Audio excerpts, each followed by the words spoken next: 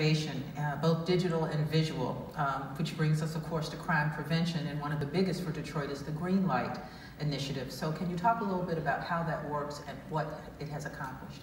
You know, I'm so excited about Green Light, and I love to tell the story. In fact, the Green Light Detroit has caught the national eye. In fact, in Brazil, they're doing, modeled after Detroit, they're using a blue light. And so, because I am a member of Major City Chiefs and I have a chance to talk to colleagues, they've sent police representatives from their agencies out here to look at Detroit's Green Light. I will tell you it works. And why it works, here's a small idea. You know, many of you may have heard of ComStat. That was certainly one of the biggest innovative efforts during the 90s. And it has worked, and it continues to work. But when you look at Green Light, when I arrived here to Detroit, the one thing that was somewhat odd for me is just the number of carjackings in the city of Detroit. And then when I began to do a deeper dive into where these crimes were occurring, they were occurring in the neighborhoods, they were occurring at gas stations, usually in the middle of the night. And I said, if we can find a way to make these locations safe havens where criminals would not prey on the innocent, we win. So the early idea of Green Light was very much like what you see downtown, Midtown with the blue light. Safe havens, if you need help, there's a place you can go, call the police, use the restroom facilities. And I thought if we could implement this in the neighborhood, at a gas station, one that was clean, where the owner felt that he or she was part of a neighborhood, and that's how it started. And so then the mayor and I began to talk about the next level.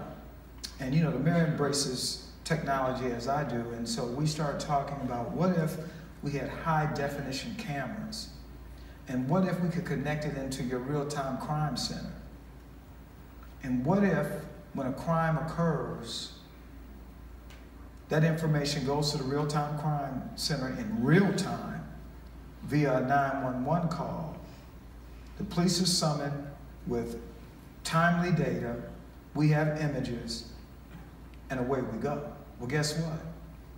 1 year ago, roughly a year ago, January, we started out with 8 green light stations. And we saw about a 40 to 50% reduction in crime in and around those locations. We are now at our 111th location in the city of Detroit. Thank you. And you know what's exciting? 111 locations. Around those locations, we're seeing about a 38% reduction in violence.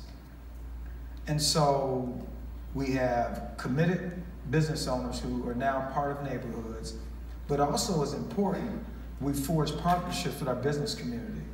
I'm talking about DTE for better lighting, Comcast, who has made Green Light affordable to those small businesses. So I applaud their partnership, and because of that partnership, it's really taken Green Light to an entirely different level.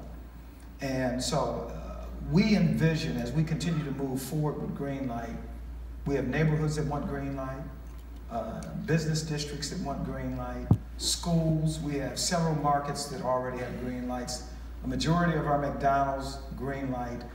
And so imagine a city like New York, where there are safe havens everywhere. The one image that comes to mind for me is that young woman who went into a gas station. She removed a weapon from her undergarment and fired a single shot or a couple of shots into a car at that gas station. She was arrested within 4 hours of that incident. That's Green Light.